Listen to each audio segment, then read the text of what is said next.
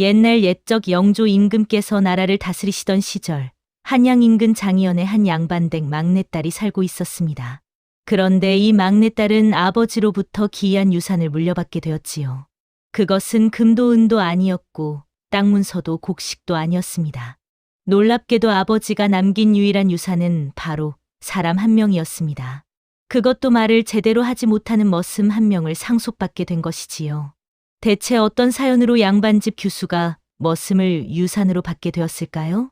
그 무렵 조선 팔도는 당파 싸움이 극심하여 조정이 날마다 흔들렸고 설상가상으로 흉년과 역병까지 겹쳐 백성들의 삶은 날로 피폐해졌습니다. 거리에는 굶주린 이들이 넘쳐났고 양반집조차 하루아침에 기울어지기 일쑤였지요. 겉으로는 고요해 보이는 한성거리였지만 그 속에는 불안과 두려움이 시퍼렇게 들끓고 있었습니다. 그런 혼란스러운 시대 한가운데 장이연의 한 양반댁에 청천벽력 같은 비극이 찾아왔습니다. 대대로 선비의 집안으로 이름을 떨치던 윤씨 가문의 가장이 어느 날 갑자기 피를 토하며 쓰러진 것이었지요. 그리고 사흘 만에 숨을 거두고 말았습니다. 장례를 치르고 나서야 집안 사람들은 더욱 충격적인 사실을 알게 되었습니다. 가장이 살아생전 떠안았던 빚이 산더미처럼 쌓여 있었던 것이지요. 하지만 이것은 시작에 불과했습니다. 진짜 비밀은 아버지가 남긴 상속 문서 속에 숨겨져 있었으니까요. 윤씨 가문의 막내딸 이름은 윤설이었습니다. 그녀의 이름처럼 피부는 흰 눈처럼 창백했으나 눈빛만은 또렷하고 영특하여 보는 이들의 눈길을 사로잡았지요. 윤설은 어려서부터 총명하기로 소문이 자자했습니다. 사내 아이들이나 배우는 천자문을 몰래 엿보고 읽어 집안 어른들을 놀라게 했고 바느질 솜씨 또한 고을에서 따라올 자가 없을 정도였습니다. 하지만 윤설의 진짜 특징은 그녀의 마음속에 숨겨진 단단함이었지요. 겉으로는 순하고 조용해 보였지만 속으로는 은근한 고집이 있어 한번 마음먹은 일은 반드시 해내고야 마는 성미였습니다.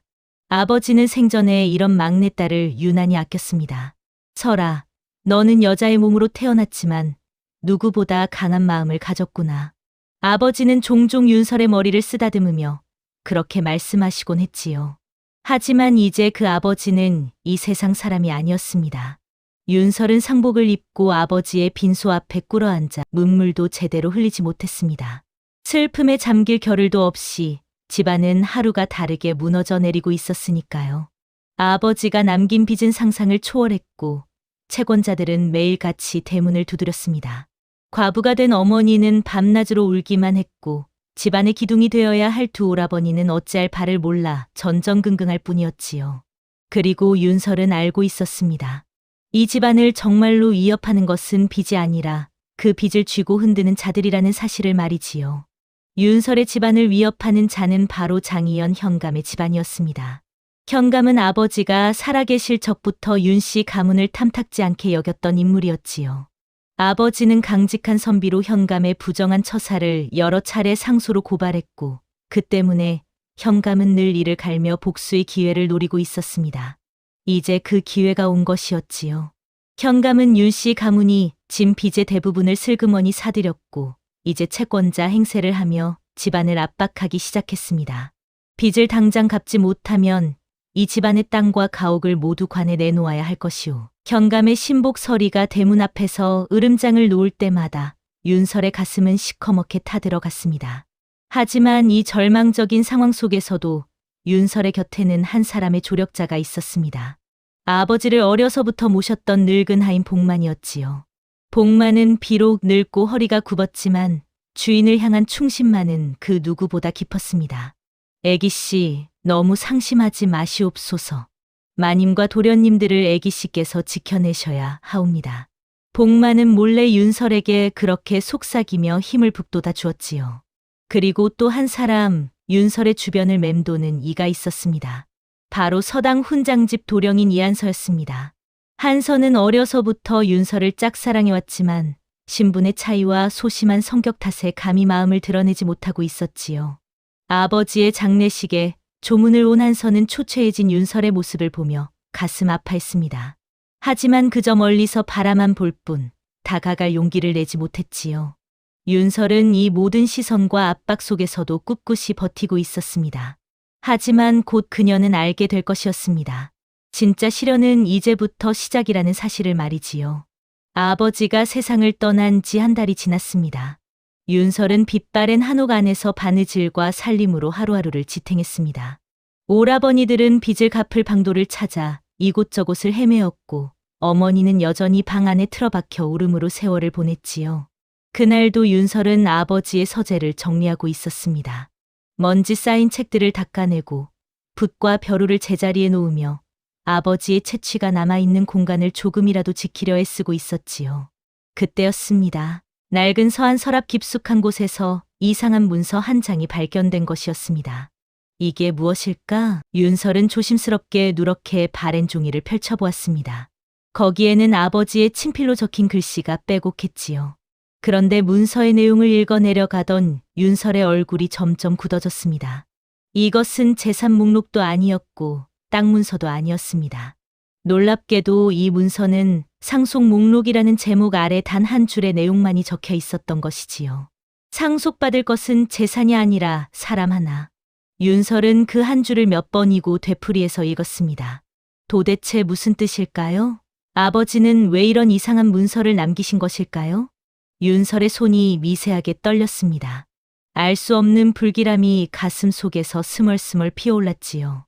하지만 윤설은 그 문서를 접어 품 안 깊숙이 넣었습니다. 이것이 무엇을 의미하는지 조만간 밝혀질 것이라는 예감이 들었기 때문이었습니다. 그로부터 사흘 뒤 윤설의 예감은 현실이 되었습니다. 복만이 황급히 윤설을 찾아왔던 것이지요. 애기씨, 대문 밖에 낯선 사내 하나가 서 있사옵니다. 낯선 사내요? 예, 덩치는 산만한데 말을 제대로 하지 못하는 자유입니다. 대감마님을 찾는다고 하는데. 윤설은 가슴이 철렁 내려앉았습니다. 혹시 그 상속 문서와 관련이 있는 것은 아닐까? 윤설은 서둘러 대문 앞으로 나갔습니다. 그리고 그곳에서 그녀는 평생 잊지 못할 광경을 목격하게 되었지요. 대문 앞에는 정말로 산만한 덩치의 사내가 서 있었습니다. 키는 장대처럼 크고 어깨는 우람했지만 그 얼굴에는 어리숙한 표정이 가득했습니다. 사내는 윤설을 보자 우물쭈물 고개를 숙이며 말을 더듬거렸지요. 대감마님, 계시는지. 아버지께서는 돌아가셨습니다. 당신은 누구시오? 윤설의 물음에 사내는 품 안에서 구겨진 종이 한 장을 꺼냈습니다. 그것은 윤설이 서재에서 발견한 것과 똑같은 문서였습니다. 다만 거기에는 추가로 적힌 글이 있었지요. 이 아이의 이름은 다로. 내가 거두어 키운 머슴이니 내가 죽거든 반드시 내 자식이 거두어 돌보아 주기를 바라노라. 윤설은 그 순간 모든 것을 깨달았습니다. 아버지가 남긴 유일한 유산이 바로 이 사내, 다로라는 사실을 말이지요. 다로는 고개를 더욱 깊이 숙이며 말했습니다. 저는 다로 대감마님이 돌봐주신. 말을 제대로 잊지 못하는 다로의 모습에 윤설은 허망함을 느꼈습니다. 아버지는 왜 이런 사람을 유산으로 남기신 것일까요? 금도 은도 아닌, 땅도 집도 아닌, 말도 제대로 못하는 머슴 한 명을 남기신 까닭이 무엇일까요? 윤설은 다로를 바라보며 설명할 수 없는 불길한 감정을 느꼈습니다. 이 만남이 자신의 운명을 송두리째 바꾸어 놓을 것이라는 예감이 엄습했지요. 하지만 그때의 윤설은 몰랐습니다. 다로라는 존재가 단순히 어리숙한 머슴이 아니라는 사실을, 그리고 아버지가 목숨을 걸고 지키려 했던 비밀이 무엇인지를 말이지요. 윤설은 갈림길에 섰습니다. 다로를 그냥 돌려보낼 수도 있었습니다. 지금 집안 형편에 머슴 하나 먹여 살릴 여유가 어디 있겠습니까? 그냥 돈 몇 냥 쥐어주고 돌려보내는 것이 현명한 선택이었지요. 하지만 윤설의 마음 한구석에서는 아버지의 목소리가 들리는 듯했습니다. 설아, 아버지가 남긴 것은 반드시 지켜야 한다. 윤설은 오랜 시간 고민했습니다. 그리고 마침내 결심했지요. 들어오시오. 아버지의 뜻이니 받들어야겠소. 복만은 깜짝 놀라 만류했습니다. 애기씨, 그러시면 아니 되옵니다. 지금 집안 형편이 어떠한데 머슴을 더 들이신단 말이옵니까? 어머니도 방문을 열고 나와 반대했습니다. 설아, 내 아버지가 무슨 생각으로 저런 자를 남기셨는지는 모르겠으나 지금은 우리 식구 먹고 살기도 빠듯하구나. 두 오라버니 역시 고개를 저으며 말했습니다. 막내야, 너무 순진한 것 아니냐? 아버지 돌아가신 지 한 달도 안 되어 머슴이라며 나타난 자를 어찌 믿을 수 있겠느냐? 하지만 윤설의 마음은 이미 정해져 있었습니다. 아버지께서 남기신 마지막 부탁입니다. 제가 지키겠습니다. 윤설은 다로를 한여방 옆 작은 헛간으로 안내했습니다. 여기서 지내시오. 비록 누추하지만 비바람은 피할 수 있을 것이오. 다로는 연신 고개를 숙이며 감사의 뜻을 표했습니다. 고맙습니다. 아씨. 그날 밤 윤설은 잠을 이룰 수 없었습니다. 과연 자신의 선택이 옳은 것일까? 다로라는 존재가 집안의 복이 될까, 화가 될까? 알 수 없는 불안감이 윤설의 마음을 짓눌렀지요. 하지만 윤설은 몰랐습니다. 이 선택이 자신의 운명뿐만 아니라 집안 전체의 운명을 바꾸어 놓을 것이라는 사실을 말이지요. 그날 밤 윤설은 화장실을 가려고 마루에 나섰습니다. 달빛이 유난히 밝은 밤이었지요. 윤설은 마당을 가로질러 가다가 문득 발걸음을 멈췄습니다. 마당 끝 느티나무 아래에 누군가 서 있었기 때문이었습니다. 다로였습니다. 그런데 다로 곁에는 또 다른 형체가 있었지요. 윤설은 숨을 죽이고 그 광경을 지켜보았습니다. 달빛 아래 흐릿하게 비치는 여인의 형상이었습니다. 그것은 분명 사람이 아니었지요. 몸이 반투명하게 비치는 홀령이었습니다. 홀령은 다로의 어깨에 손을 얹고 무언가 속삭이는 듯했습니다. 다로는 고개를 끄덕이며 눈물을 흘리고 있었지요. 윤설은 온몸에 소름이 돋았습니다. 그런데 그 순간 홀령이 고개를 돌려 윤설을 바라보았습니다. 윤설은 그 자리에 얼어붙었지요. 홀령의 얼굴은 슬픔으로 가득했고 눈에는 애절한 빛이 담겨 있었습니다. 그리고 홀령의 입술이 움직였습니다. 소리는 들리지 않았지만 윤설은 그 말을 또렷하게 읽을 수 있었지요. 그 아이를 지켜다오. 윤설의 심장이 미친 듯이 뛰었습니다. 눈을 깜빡이는 순간 홀령은 연기처럼 사라져 버렸습니다. 다로만이 홀로 느티나무 아래 서 있었지요. 윤설은 황급히 방으로 돌아와 이불을 뒤집었었습니다. 방금 본 것이 꿈일까요? 생시일까요? 아니면 너무 피곤해서 헛것을 본 것일까요? 하지만 윤설은 알고 있었습니다. 그것이 환영이 아니라는 사실을 말이지요. 다로에게는 무언가 비밀이 있었습니다. 그리고 그 비밀은 저승의 홀령까지 이승에 붙들어 두고 있었던 것이지요. 그 아이를 지켜다오. 홀령의 마지막 부탁이 윤설의 귓가에서 맴돌았습니다. 윤설은 이제 깨달았습니다. 아버지가 다로를 자신에게 맡긴 이유가 단순히 머슴을 돌보라는 뜻이 아니었다는 것을 말이지요. 다로가 온 지 보름이 지났습니다. 다로는 말은 더듬었지만 일은 부지런히 했습니다. 장작을 패고 물을 깃고 마당을 쓸고 온갖 자비를 도맡아 했지요. 집안 식구들도 처음에 경계심을 조금씩 풀기 시작했습니다. 하지만 평화는 오래가지 않았습니다. 어느 날 아침 현감의 신복서리가 포졸 둘을 거느리고 윤씨 집 대문을 두드렸습니다. 윤씨 집안 빚을 갚을 기한이 다 되었소. 오늘까지 은자 500냥을 내놓지 않으면 이 집과 땅을 관해서 압류할 것이오. 은자 500냥이라니 그것은 윤씨 집안이 아무리 애를 써도 마련할 수 없는 거금이었습니다. 윤설의 큰오라버니가 나서서 애걸했습니다. 제발 한 달만 더 여유를 주십시오. 반드시 마련하겠습니다. 하지만 서리는 코웃음을 쳤습니다. 한 달? 그동안 몇 번이나 기한을 미뤄주었소? 이제 현감나리의 인내심도 한계에 달했소. 그때 다로가 헛간에서 나와 상황을 지켜보고 있었습니다. 서리는 다로를 보고 비웃듯 말했습니다. 저런 멍청한 놈까지 먹여 살리면서 빚은 못 갚는다고? 윤씨 집안도 이제 끝이구려. 다로의 얼굴이 굳어졌습니다. 그는 주먹을 불끈 쥐고 서리에게 다가갔지요. 우리 아씨를 욕하지 마시오. 뭐, 이 천한 놈이 감히 나한테 대드는 게냐? 서리가 손짓하자 포졸 2명이 다로를 붙잡았습니다. 그리고 곤봉으로 다로를 마구 때리기 시작했지요. 이놈, 내 주제에 어디서 주둥이를 놀려. 다로는 맞으면서도 윤설을 지키려 했습니다. 아씨는 나쁜 사람. 아니요. 마침내 다로는 피를 토하며 땅바닥에 쓰러졌습니다. 윤설은 더 이상 참을 수 없었습니다. 그녀는 달려나가 다로를 감쌌지요. 그만두시오. 이 사람은 아무 잘못도 없소. 양반집 규수가 천한 머슴을 감싸다니. 윤 씨 집안이 얼마나 기울었으면 이 지경이 되었소? 서리는 비웃으며 말했습니다. 좋소. 오늘은 이만 물러가겠소. 하지만 사흘 뒤에 다시 오겠소. 그때까지 은자 500냥을 준비하시오. 그렇지 않으면 이 집안은 길거리에 나앉게 될 것이오. 서리 일행이 떠나고 윤설은 쓰러진 다로를 일으켰습니다. 다로의 등에는 곤봉 자국이 시퍼렇게 남아 있었지요. 왜 그랬소? 가만히 있었으면 다치지 않았을 텐데. 윤설의 물음에 다로는 피 묻은 입을 열었습니다. 아씨는 좋은 사람. 제가 지켜야.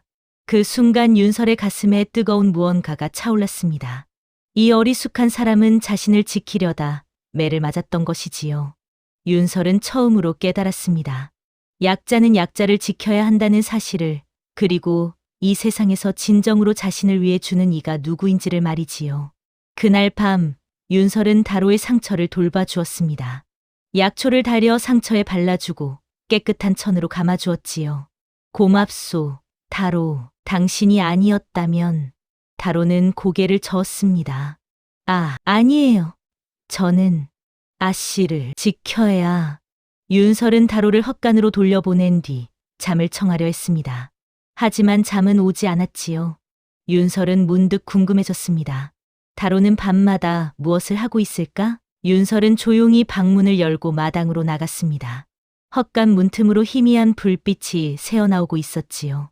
윤설은 살금살금 다가가 문틈으로 안을 들여다보았습니다. 그리고 놀라운 광경을 목격했습니다. 다로는 바닥에 무언가를 그리고 있었습니다. 그것은 복잡한 부적이었지요.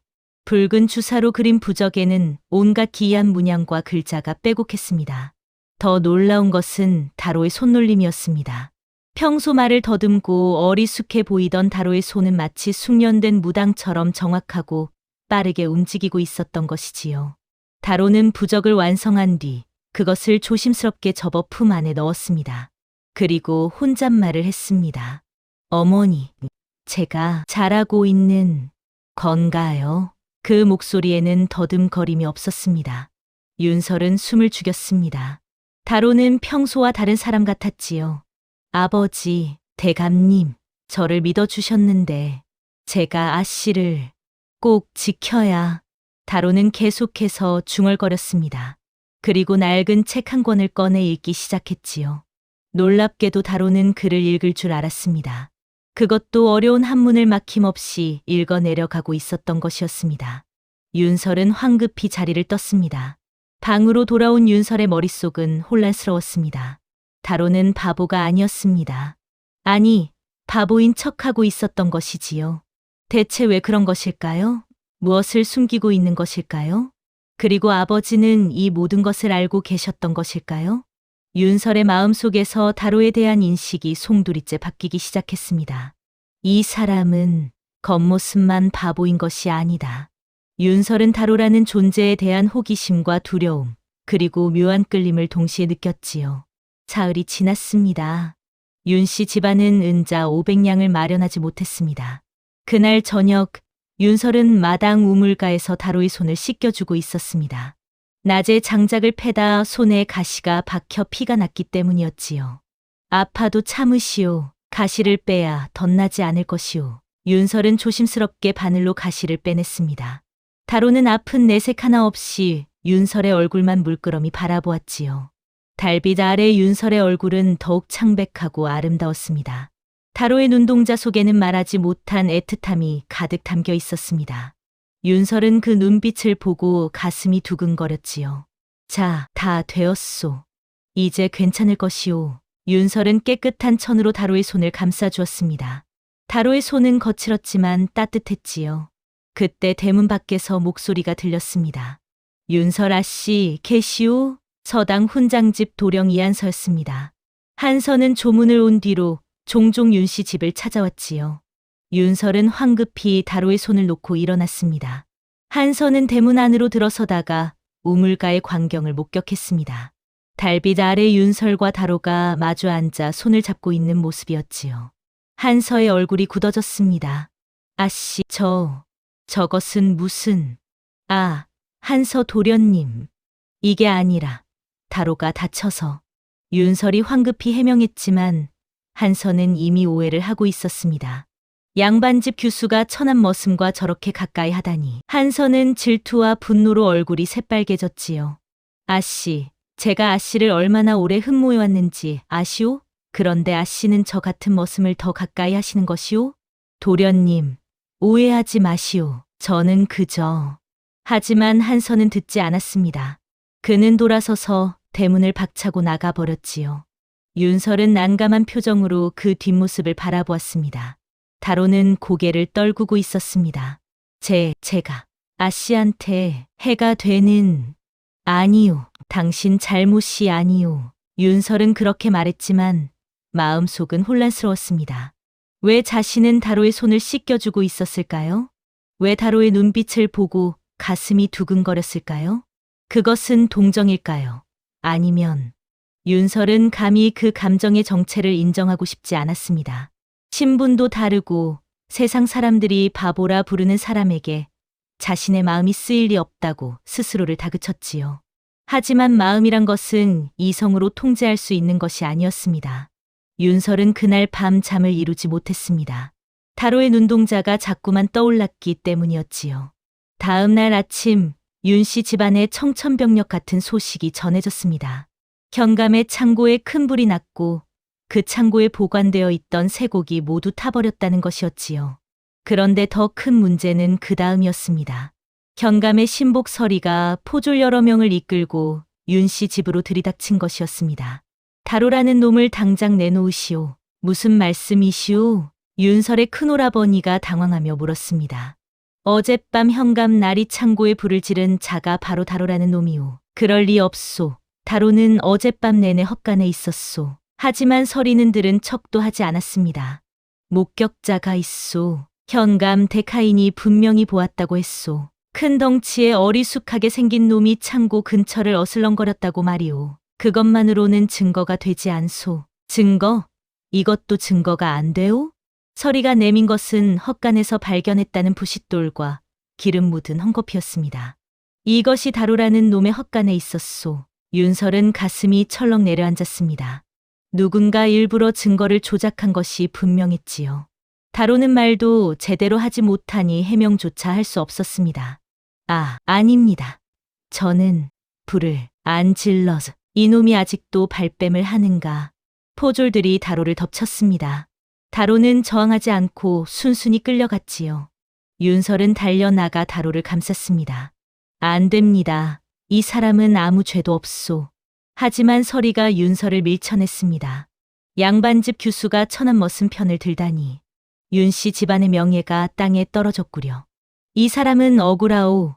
제발 조사를 다시 해주시오. 윤설의 애원에도 불구하고 다로는 포승줄에 묶여 끌려갔습니다.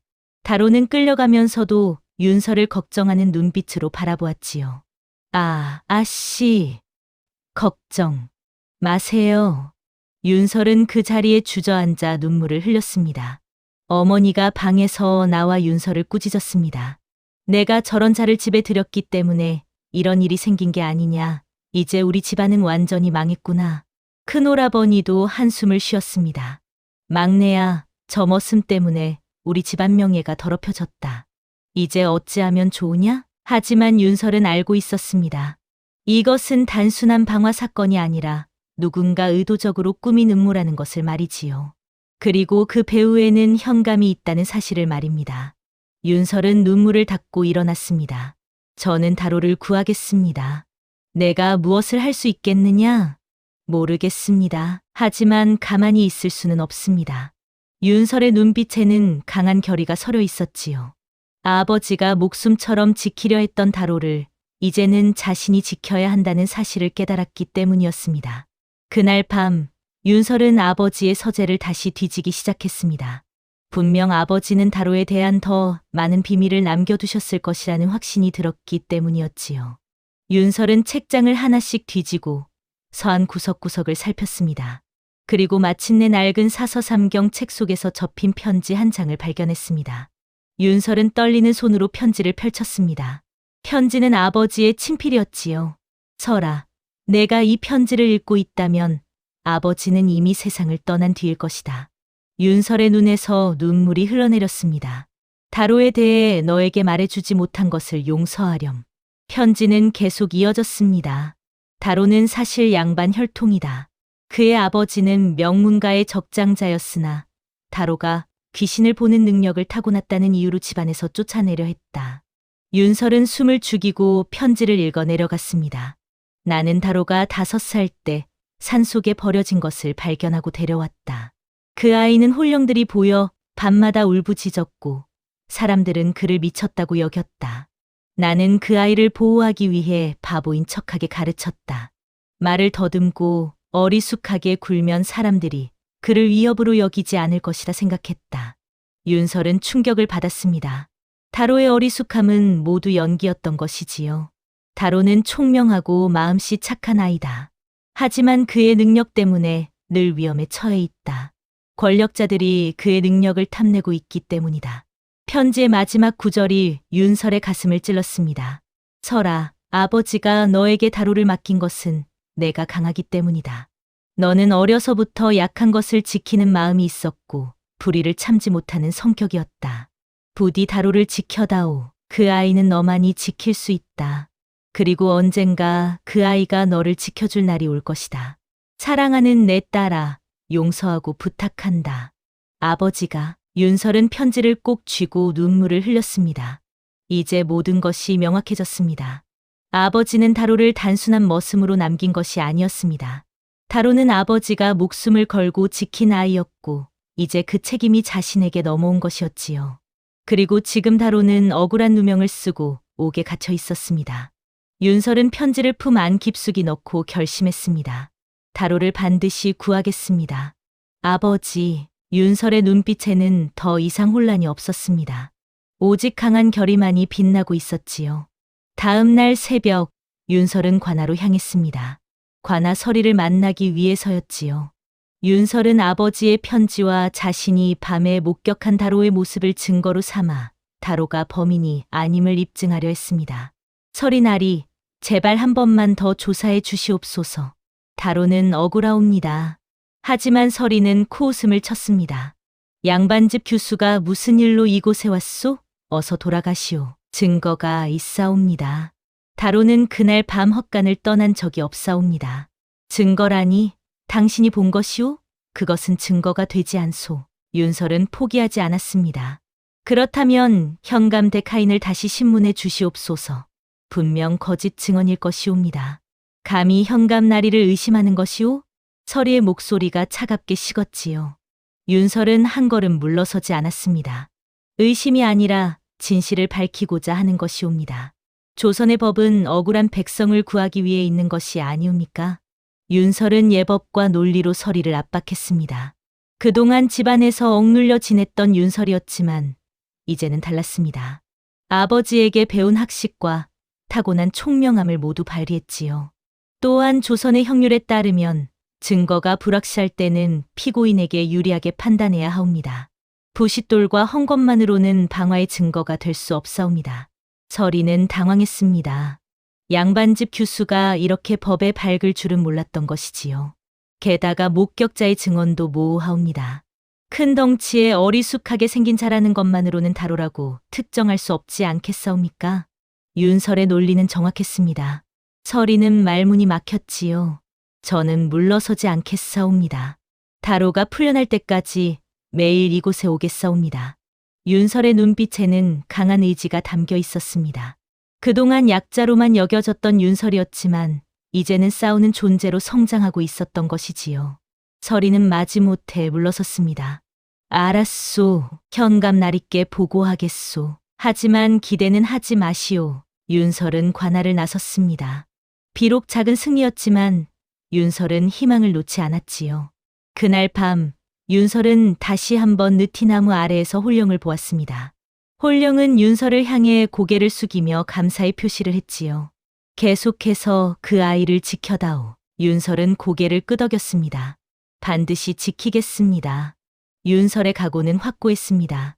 이제 그녀는 더 이상 집안의 막내딸이 아니었습니다. 다로를 그리고 자신의 가족을 지키기 위해 싸우는 전사가 되어가고 있었지요. 윤설의 노력에도 불구하고 상황은 나아지지 않았습니다. 오히려 더 악화되었지요. 사흘 뒤 현감이 직접 윤 씨 집을 찾아왔습니다. 현감은 40대 중반의 살찐 남자로 눈빛에는 교활함이 가득했지요. 윤 씨 집안 어른께서는 계시오? 윤설의 어머니와 두 오라버니가 나와 현감을 맞이했습니다. 현감 나리, 무슨 일로 이곳까지 오셨사옵니까? 현감은 빙그레 웃으며 말했습니다. 이번 화재 사건에 대해 의논할 것이 있어서 왔소. 그는 뜰에 자리를 잡고 앉았지요. 다로라는 놈이 내 창고에 불을 질러 쇠곡을 모두 태워버렸소. 그 손해가 은자 1000냥의 이르오. 나리, 그것은 조용히 하시오. 내 말이 끝나지 않았소. 현감의 목소리가 차갑게 변했습니다. 원래대로라면 다로를 당장 사형에 처해야 하오. 하지만 내가 관대한 사람이라. 현감은 잠시 말을 끊고 윤설을 바라보았습니다. 윤설은 방 안에서 문틈으로 상황을 지켜보고 있었지요. 만약 윤 씨 집안에서 손해를 배상한다면 다로의 죄를 감해줄 수도 있소. 은자 1000냥이라니 그것은 너무 큰 액수이옵니다. 그렇소? 그럼 다른 방법도 있소. 현감의 입가에 음흉한 미소가 떠올랐습니다. 윤 씨 집안의 막내딸을 내 첩으로 들인다면 모든 빚과 다로의 죄를 탕감해 주겠소. 순간 방 안이 얼어붙었습니다. 윤설의 어머니가 소스라치게 놀라며 소리쳤습니다. 그게 무슨 말씀이시옵니까? 우리 딸을 첩으로 들이겠다니. 뭐가 문제요? 윤 씨 집안은 이미 망했고 딸 하나 시집 보낼 형편도 안 되지 않소. 오히려 내가 거둬주는 것이 은혜 아니오? 현감의 진짜 목적이 드러난 것이었습니다. 이번 방화 사건은 처음부터 현감이 꾸민 것이었지요. 다로에게 누명을 씌워 윤 씨 집안을 궁지에 몰아넣고 윤설을 손에 넣으려는 음모였던 것입니다. 윤설은 더 이상 참을 수 없었습니다. 방문을 박차고 나온 그녀는 현감 앞에 당당히 섰지요. 나리의 제안은 받아들일 수 없사옵니다. 본인이 직접 나섰구려. 현감은 윤설을 위아래로 흩어보 윤설은 역겨움을 느꼈지만 표정을 굳건히 유지했지요. 다로는 억울하옵니다. 나리께서 거짓 증거를 꾸며 누명을 씌우신 것을 저는 알고 있사옵니다. 뭐라고? 감히 나를 모함하는 게냐? 모함이 아니라 진실이옵니다. 나리께서는 이 모든 것을 계획하셨지요. 우리 아버지께서 생전에 나리의 부정을 고발하셨기에 그 복수로 우리 집안을 무너뜨리려 하신 것이옵니다. 현감의 얼굴이 일그러졌습니다. 이 건방진 계집이. 하지만 윤설은 물러서지 않았습니다. 또한 나리께서는 다로의 능력을 탐내고 계시지요. 다로가 홀령을 보는 능력이 있다는 것을 알고 그를 이용하려 하셨던 것이옵니다. 현감의 얼굴이 창백해졌습니다. 윤설이 모든 것을 꿰뚫고 있었던 것이지요. 그렇게 나온다면 어쩔 수 없지. 현감은 일어서며 차갑게 말했습니다. 다로는 사흘 뒤에 사형에 처할 것이오. 그리고 윤 씨 집안의 모든 재산은 압류될 것이오. 각오하시오. 현감은 그렇게 말하고 떠났습니다. 윤설은 그 자리에 주저앉았지요. 이제 정말로 최악의 상황이 다가오고 있었습니다. 현감이 떠난 후 집안은 아비규환이 되었습니다. 어머니는 윤설을 꾸짖었습니다. 내가 왜 나서서 현감을 화나게 만들었느냐. 이제 우리는 정말로 끝났구나. 큰오라버니도 한숨을 쉬었습니다. 막내야, 내가 너무 성급했다. 현감의 제안을 받아들였어야 했다. 오라버니, 그게 무슨 말씀이십니까? 둘째 오라버니가 큰오라버니를 나무랐지만 집안의 분위기는 이미 절망으로 가득했지요. 윤설은 방으로 돌아가 문을 걸어 잠갔습니다. 그리고 바닥에 엎드려 소리 없이 울었지요. 아버지, 제가 어찌해야 합니까? 다로는 사흘 뒤면 사형당할 것이고 집안은 거리로 내몰릴 것이었습니다. 윤설은 모든 것을 잃은 듯한 절망감에 휩싸였지요. 그날 밤 윤설은 또다시 느티나무 아래에서 홀령을 보았습니다. 홀령은 이전보다 더 선명하게 나타났지요. 그 아이는 내가 살려야 한다. 홀령의 목소리가 윤설의 귓가에 울렸습니다. 저는 어떻게 해야 합니까? 내 안에 있는 힘을 믿거라. 내 아버지가 너를 선택한 이유가 있다. 홀령은 달빛 속으로 사라졌지만 그 말은 윤설의 가슴 속에 남았지요. 다음 날 윤설은 다로가 갇힌 옥을 찾아갔습니다. 관아 뒤편에 허름한 옥사였지요. 윤설은 옥지기에게 돈을 주고 잠깐 다로를 만날 수 있었습니다. 다로는 창살 안에서 초췌한 모습으로 앉아 있었습니다. 온몸에 매맞은 자국이 있었고 얼굴은 핏기 하나 없이 창백했지요. 다로, 윤설의 부름에 다로가 고개를 들었습니다. 그의 눈에는 여전히 맑은 빛이 담겨 있었지요. 아, 아씨.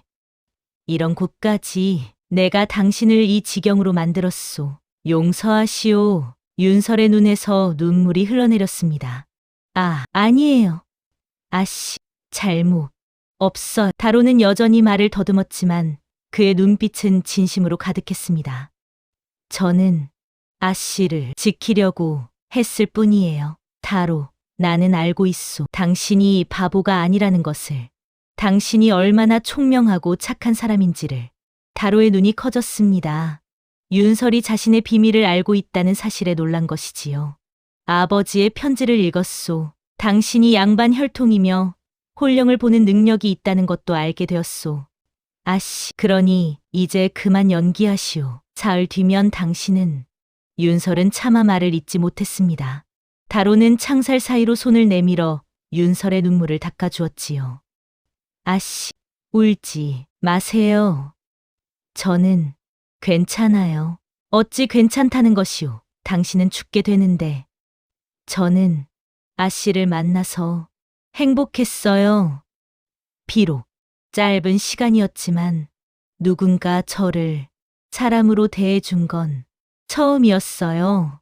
다로의 말에 윤설의 가슴이 찢어지는 듯 아팠습니다. 저는 당신을 구할 방법을 찾겠소. 반드시. 윤설은 옥사를 나서며 다짐했습니다. 하지만 방법이 보이지 않았지요. 시간은 무정하게 흘러갔고 사형일은 점점 다가오고 있었습니다. 윤설의 내적 갈등은 극대화되었습니다. 아버지의 마지막 부탁을 지키지 못하는 것인가? 다로는 정말로 이대로 죽는 것인가? 자신은 무력한 존재에 불과한 것인가? 절망과 분노, 슬픔이 뒤섞여 윤설의 마음을 짓눌렀지요. 사형일 전날 밤이었습니다. 윤설은 아버지의 서재에서 마지막 유품을 정리하고 있었습니다. 그때 책더미 속에서 붉은 비단 주머니가 나왔지요. 주머니를 열자 그 안에는 복잡한 문양이 그려진 부적 한 장과 또 하나의 편지가 있었습니다. 윤설은 떨리는 손으로 편지를 펼쳤습니다. 설아, 만약 다로가 위험에 처했다면 이 부적을 사용하거라. 이것은 다로의 친어머니가 남긴 것이다. 다로의 어머니는 무당이었고 강력한 영력을 지녔었다. 이 부적은 천지신명께 맹세를 올리는 의식에 사용된다. 하지만 함부로 사용해서는 안 된다. 대가가 따르기 때문이다. 만약 이 부적을 태우고 맹세를 올리면 하늘은 반드시 응답할 것이다. 하지만 그 대가로 맹세한 자의 생명이 깎일 수도 있다. 윤설은 편지를 읽고 또 읽었습니다. 대가가 따른다는 말이 두려웠지만 다로를 구할 방법은 이것뿐이었지요. 윤설은 부적을 꼭 쥐고 결심했습니다. 다로를 살려주신다면 제 생을 걸겠습니다. 새벽이 밝아오기 전 윤설은 몰래 집을 빠져나와 관아로 향했습니다. 처형장은 관아 뒤편 공터였지요. 윤설은 어둠 속에서 부적을 꺼냈습니다. 그리고 하늘을 향해 무릎을 꿇었지요. 천지신명이시여, 이 못난 계집의 간절한 청을 들어주소서. 윤설은 부적에 불을 붙였습니다. 부적은 푸른 불꽃과 함께 타올랐지요. 다로는 억울합니다. 아무 죄도 없는 사람입니다. 제발 진실이 밝혀지게 해주소서. 윤설의 목소리는 떨렸지만 간절했습니다. 만약 다로를 살려주신다면 제 목숨의 반을 바치겠습니다. 아니, 제 모든 것을 바치겠습니다. 부적이 완전히 타들어가자 갑자기 거센 바람이 불어왔습니다. 윤설의 머리카락이 휘날렸고 주변의 나무십들이 소용돌이쳤지요. 그리고 윤설은 느꼈습니다. 무언가 거대한 존재가 자신의 맹세를 받아들였다는 것을 말이지요. 윤설은 그 자리에 쓰러졌습니다. 온몸에서 힘이 빠져나가는 것 같았지요. 하지만 윤설은 미소를 지었습니다. 이제 하늘이 움직일 것이라는 확신이 들었기 때문이었습니다. 날이 밝았습니다. 처형일이 온 것이지요. 마을 사람들이 처형장에 모여들었고 다로는 처형대로 끌려 나왔습니다. 윤설도 군중 속에 섞여 있었습니다. 창백한 얼굴이었지만 눈빛만은 또렷했지요. 현감이 나타나 선포했습니다. 방화범 다로에게 사형을 집행한다. 망나니가 칼을 높이 들었습니다. 바로 그 순간이었습니다. 망나니의 칼이 내려오려는 순간 다로의 눈이 번쩍 떠졌습니다. 그의 눈동자는 평소와 달리 이상한 빛을 발하고 있었지요. 다로의 입에서 또렷한 목소리가 흘러나왔습니다. 저는 억울합니다. 군중들이 술렁였습니다. 말을 더듬던 다로가 처음으로 또박또박 말하는 것을 본 것이었지요. 저는 방화를 하지 않았습니다. 그날 밤 진짜 범인을 제가 목격했습니다. 현감의 얼굴이 굳어졌습니다. 이놈이 죽기 전에 헛소리를 하는구나. 하지만 다로는 계속해서 말했습니다. 그날 밤 창고에 불을 지른 자는 현감 나리의 신복설이었습니다. 군중들 사이에서 놀라는 소리가 터져 나왔습니다. 저는 그날 밤 헛간에 있었지만 홀령들이 제게 보여주었습니다. 불길 속에서 도망치는 서리의 모습을 말입니다. 다로의 목소리는 점점 강해졌습니다. 그의 눈에서는 푸른 빛이 흘러나왔고 주변의 공기가 차가워졌지요. 서리는 현감 나리의 명을 받고 일부러 창고에 불을 질렀습니다. 그리고 그 죄를 저에게 뒤집어 씌우려 했지요. 현감이 소리쳤습니다. 이놈의 헛소리를 믿지 마시오. 죽기 전에 발악하는 것일 뿐이오. 하지만 그때 군중 속에서 한 사람이 나섰습니다. 현감 대개 하녀였지요. 저도 그날 밤 목격했습니다. 하녀는 떨리는 목소리로 말했습니다. 서리 나으리께서 기름병을 들고 창고로 가시는 걸 봤습니다. 그리고 얼마 뒤 불이 났지요. 인연이 감히 현감이 하녀를 향해 달려들려 했지만 군중들이 막아섰습니다. 그때 또 한 사람이 나섰습니다.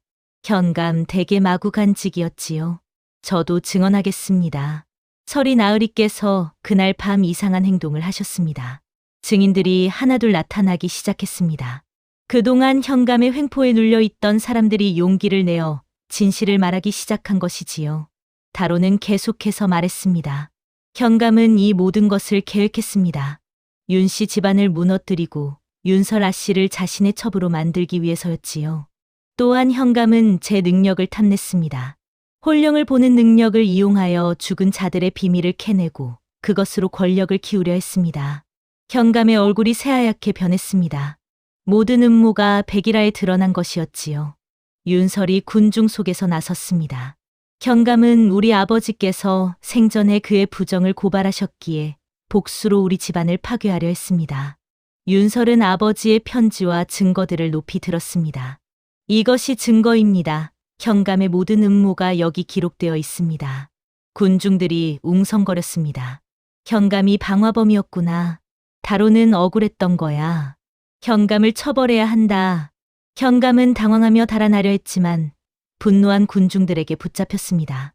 그 순간 하늘에서 천둥 소리가 울렸습니다. 먹구름이 몰려들고 거센 바람이 불었지요. 마치 하늘도 진실이 밝혀진 것을 증명하는 듯했습니다. 다로는 처형대에서 내려왔습니다.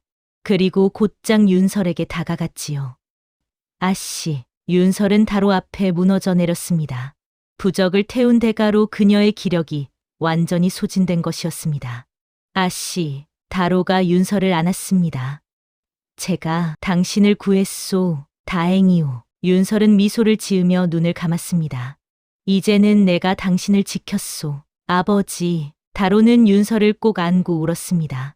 그의 능력이 깨어난 것도 진실이 밝혀진 것도 모두 윤설의 희생 덕분이었던 것이지요. 윤설은 사흘 동안 깨어나지 못했습니다. 다로는 그녀의 곁을 한시도 떠나지 않았지요. 그동안 세상은 크게 변했습니다.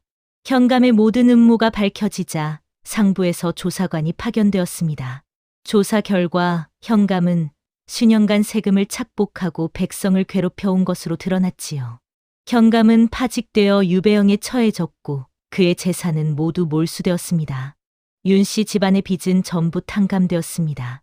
오히려 현감이 부당하게 빼앗아 간 재산이 일부 돌아왔지요. 그리고 다로의 신분도 밝혀졌습니다. 아버지가 남긴 문서 덕분에 다로는 양반 혈통임이 증명되었고 정식으로 신분을 회복하게 되었던 것이지요. 사흘째 되는 날 윤설이 깨어났습니다. 눈을 뜨자 가장 먼저 본 것은 다로의 얼굴이었습니다. 다로는 윤설의 손을 꼭 잡고 있었지요. 아씨, 깨어나셨습니다. 다로의 눈에는 눈물이 가득했습니다. 다로, 당신은 무사한 것이오? 예, 아씨 덕분에 살아났습니다. 윤설은 안도의 한숨을 쉬었습니다. 그때 복만이 방으로 들어왔습니다. 애기씨, 정말 다행입니다. 깨어나셨군요. 복만은 그동안 있었던 일들을 윤설에게 설명했지요. 윤설은 모든 이야기를 듣고 놀랐습니다. 그럼 이제 모든 것이 해결된 것이오? 예, 애기씨. 그리고 한 가지 더 있습니다. 복만은 조심스럽게 말했습니다. 다로 나으리의 친어머니 홀령이 다시 나타나셨답니다. 윤설은 다로를 바라보았습니다. 다로는 고개를 끄덕였지요. 제 어머니께서 마지막으로 저를 찾아오셨습니다. 다로는 그날 밤의 일을 이야기했습니다. 윤설이 부적을 태울 때 다로의 어머니 홀령이 나타나 다로의 능력을 깨워주었다는 것이었지요. 어머니께서는 제게 말씀하셨습니다. 이제 당신을 사랑하는 사람을 만났으니 더 이상 바보인 척할 필요가 없다고. 그리고 윤설 아씨를 평생 지키라고 하셨습니다. 다로의 고백에 윤설의 얼굴이 붉어졌습니다. 어머니께서는 이제 편히 쉬실 수 있게 되셨다고, 당신 덕분에 아들이 구원받았다고, 감사하다고 하셨습니다. 윤설의 눈에서 눈물이 흘러내렸습니다. 홀령의 마지막 부탁을 지킨 것이었지요. 그리고 이것도. 다로는 품에서 무언가를 꺼냈습니다. 그것은 아름다운 옥비녀였지요. 어머니께서 남기신 것입니다. 제 아내가 될 사람에게 주라고 하셨습니다. 다로는 떨리는 손으로 윤설에게 옥비녀를 건넸습니다. 윤설 아씨, 아니, 윤설, 저와 함께 해주시겠습니까? 윤설은 옥비녀를 받으며 눈물을 흘렸습니다. 함께 하겠습니다. 그 순간 창밖에서 따뜻한 봄바람이 불어왔습니다. 마치 다로의 어머니가 축복을 보내는 것 같았지요. 초반에 뿌려진 모든 복선이 회수되었습니다. 상속 문서의 비밀, 다로의 진짜 정체, 홀령의 정체, 부적의 의미, 현감의 음모, 모든 것이 하나로 연결되며 완벽하게 마무리되었던 것이지요. 그로부터 한 달이 지났습니다. 장희연에는 새로운 현감이 부임했고 마을은 평화를 되찾았지요. 그리고 또 하나의 기쁜 소식이 있었습니다. 윤씨 집안과 다로의 혼인이 결정된 것이었습니다. 처음에는 반대하던 윤설의 어머니와 오라버니들도 마음을 열었지요. 다로가 양반 혈통이고 또한 윤설을 목숨 걸고 지켜낸 사람이라는 것을 알게 되었기 때문이었습니다. 혼인 준비가 한창이던 어느 날 현감 댁에서 사람이 찾아왔습니다. 새로 부임한 현감이 윤설과 다로를 관하로 초대한다는 것이었지요. 두 사람이 관아에 가자 새 현감은 정중하게 맞이했습니다. 두 분 덕분에 이 고을의 부정이 밝혀졌습니다. 진심으로 감사드립니다. 새 현감은 윤씨 집안에 보상금을 내렸고 다로에게는 관직을 제안했습니다. 다로 나으리의 특별한 능력은 백성을 위해 쓰일 수 있을 것입니다. 억울하게 죽은 이들의 원한을 풀어주고 미해결 사건을 해결하는데 도움을 주실 수 있지 않겠습니까? 하지만 다로는 정중히 거절했습니다. 감사하오나 저는 평범하게 살고 싶습니다. 이제는 제 능력을 과시하는 것이 아니라 사랑하는 사람과 조용히 살아가고 싶습니다. 새 현감은 다로의 뜻을 존중했지요. 대신 다로에게 땅과 집을 하사했습니다. 그렇다면 이것만은 받아주시오. 두 분이 편히 살 수 있도록 말입니다. 윤설과 다로는 감사의 인사를 올렸습니다. 혼인식 날이 왔습니다. 마을 사람들이 모두 모여 축하해 주었지요. 한때 윤씨 집안을 비웃던 사람들도 이제는 진심으로 축하했습니다. 혼인식장에는 특별한 손님도 있었습니다. 서당 훈장집 도령 이한서였지요. 한서는 윤설에게 다가와 말했습니다. 윤설 아씨, 아니 윤설 마님, 진심으로 축하드립니다. 한서 도련님, 감사합니다. 제가 오해를 했었습니다. 다로 나으리야말로 아씨를 진정으로 사랑하는 분이었군요. 부디 행복하십시오. 한서는 씁쓸한 미소를 지으며 물러났습니다. 그리고 또 한 사람, 늙은 하인 복만이 눈물을 흘리며 말했습니다. 대감마님께서 하늘에서 보고 계실 것입니다. 애기씨께서 이렇게 훌륭한 분을 만나 행복하게 사시는 모습을 말입니다. 혼례가 끝나고 윤설과 다로는 새 현감이 하사한 집으로 향했습니다. 그곳은 한양 남쪽 끝자락, 아름다운 언덕 위에 자리한 아담한 집이었지요.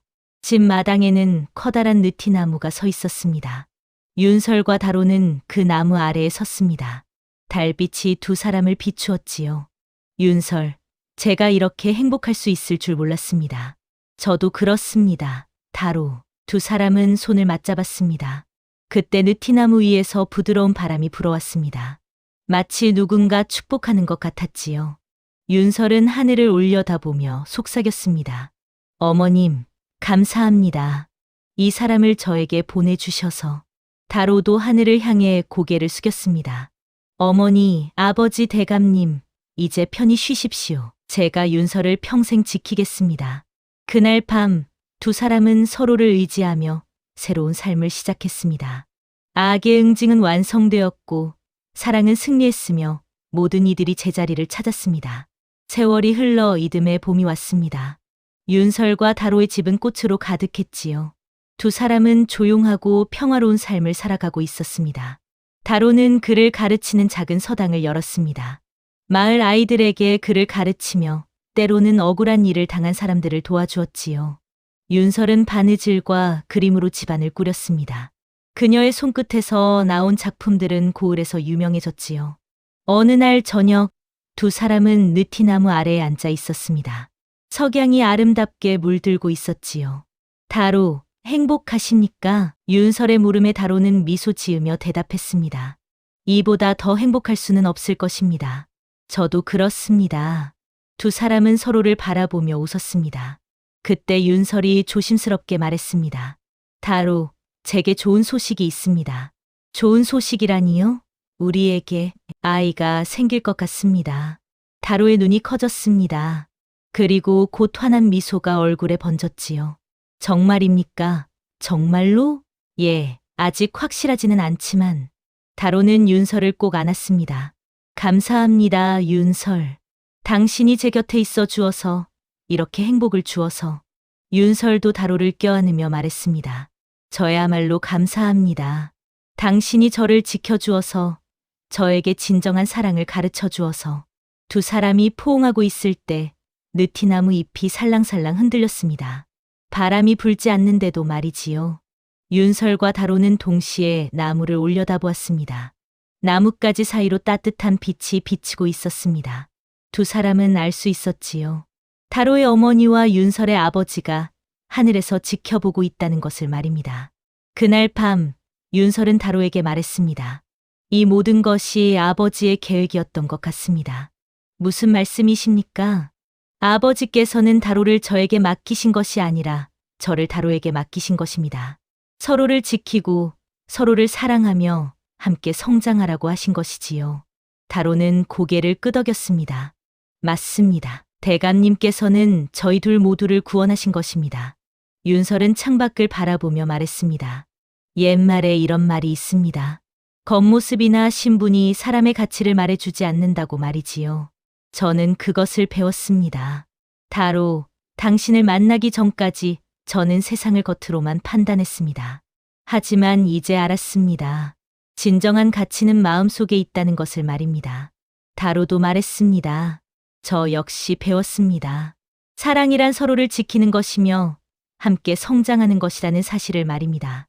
두 사람은 손을 맞잡고 앉아 있었습니다. 달빛이 두 사람을 비추었고 바람은 조용히 나무잎을 흔들었지요. 세상은 여전히 불완전했고 여전히 부정과 불의가 존재했습니다. 하지만 윤설과 다로는 알고 있었습니다. 진정한 사랑과 믿음이 있다면 어떤 어려움도 이겨낼 수 있다는 것을 말이지요. 그들은 서로의 손을 놓지 않았습니다. 그리고 함께 미래를 향해 한 걸음씩 나아갔습니다. 느티나무는 그들을 지켜보며 조용히 서 있었고 하늘의 별들은 그들의 행복을 축복하고 있었습니다. 이것이 바로 머슴의 운명을 상속받은 계집아이와 바보인 척했던 양반 도련님의 이야기였습니다. 그들은 서로를 통해 진정한 사랑을 배웠고 서로를 지키며 새로운 삶을 시작했지요. 옛말에 이런 말이 있습니다. 진정한 사랑은 신분도 처지도 겉모습도 뛰어넘는다고 말이지요. 윤설과 다로는 그것을 몸소 증명했습니다. 그리고 그들의 이야기는 오랫동안 사람들의 입에서 입으로 전해지며 많은 이들에게 희망과 용기를 주었답니다.